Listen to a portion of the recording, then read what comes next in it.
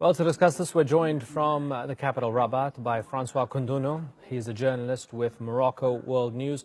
Yes. Francois Kunduno, so Morocco says they foiled 54,000 attempts to cross through their country to Europe between January and the end of August. Of course, there have been many more since then, and we look forward to the stats that come through there. Is it a statistic that the country should be proud of, that they foiled this attempt, or should they have let them get to Europe? Well, I think there is a need here for complexity and nuance. And I will join the ambassador in saying that the problem is much more complex and complicated than it seems. And it looks to me, at least it seems to me that we need here to reframe the question.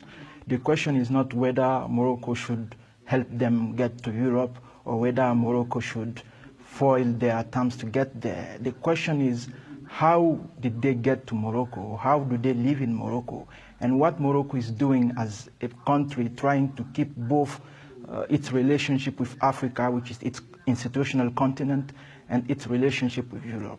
Morocco, as, let's say, a rising African power, is facing a dilemma. It just came back to the African Union a year ago, and it's a very strategic ally with the European continent.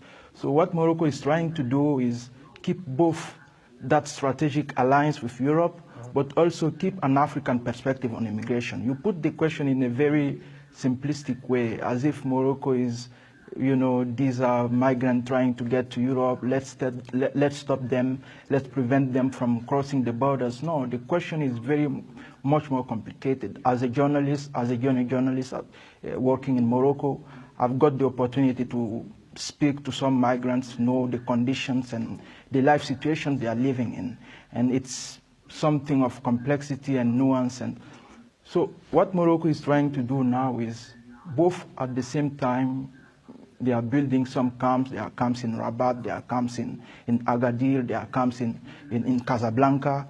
And so they are trying to keep that continental balance in Africa, like Morocco's right now is leading African dialogues on migration, and they're also trying to keep the deal they have with Europe. Right. Okay. Just some months ago. So, Francois, before you go on, right? So Francois, has it been heavy-handed? We've had reports from human rights groups. You're there on the ground, and I want to take the opportunity to use your insights on the ground. We had reports from human rights groups that there's been abuse and there's been excessive use of force in trying to evict people and expel them. Is that true? There have been attempts to evict people from the northern side part of Morocco, cities like Tangier, where people were trying to cross to Europe. Yes, it's been, at least from the reports from the human rights movements and human rights group, it's been harsh and a crackdown, but the government, at least that's one side. That's what I keep saying, that it's good to hear both sides, both narratives, to have a more nuanced view on what's happening on the ground. Because the Moroccan government, and I live that not only as a journalist, but also as a sub-Saharan living in Morocco, there's been a policy of opening to Africa. I will make this point again. Like 1 year ago, Morocco came back to the African Union, and the king said that Morocco is African and the future of Morocco belongs with Africa. So you have more African students, and Morocco right now, at least in North Africa, is the only country where people undocumented can live with no problem. Right. Now, what is happening on the ground is that the government pressured with people coming from Guinea, from, you know, sub-Saharan Africa. They are trying to keep that safe net between Africa and Europe, because I keep saying it, it's a shared responsibility. It's not only neoliberal globalization that's failing, but we have to look at the political failures of African countries, for example.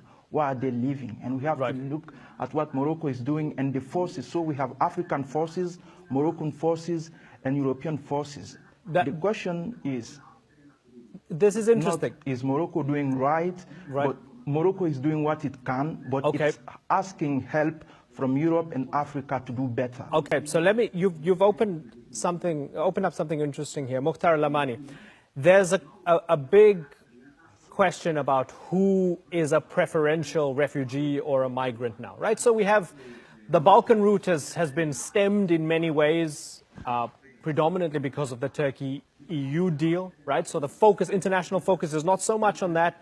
We're back to the Mediterranean. We're looking at Libyans or people going from Libya to Europe, people going from Tunisia to Europe, people going from Morocco to Europe. The international consensus seems to be, if you're a Syrian refugee, yes, there's war in Syria, you take first preference because your country is currently burning, there's war.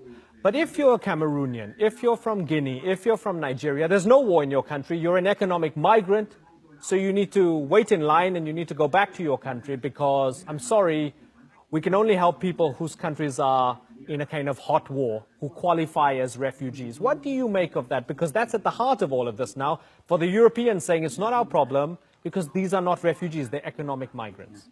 War, but look, today, even in the United States, they have the midterm elections. And if you follow this and you see the major issue that the current President Trump is using to have the Republican succeed is what they call the caravana, this movement of economic immigrants coming from Latin America to the south, trying to reach the north. So we touched the surface and we opened up some very interesting things here, and we could go on for much longer. Unfortunately, I'm out of time. I have to move on. But gentlemen, it's been a pleasure talking to all of you. Tariq Sharkawi, Mukhtar Lamani, and Francois Kunduno. Thank you very much for joining us here on the Newsmakers.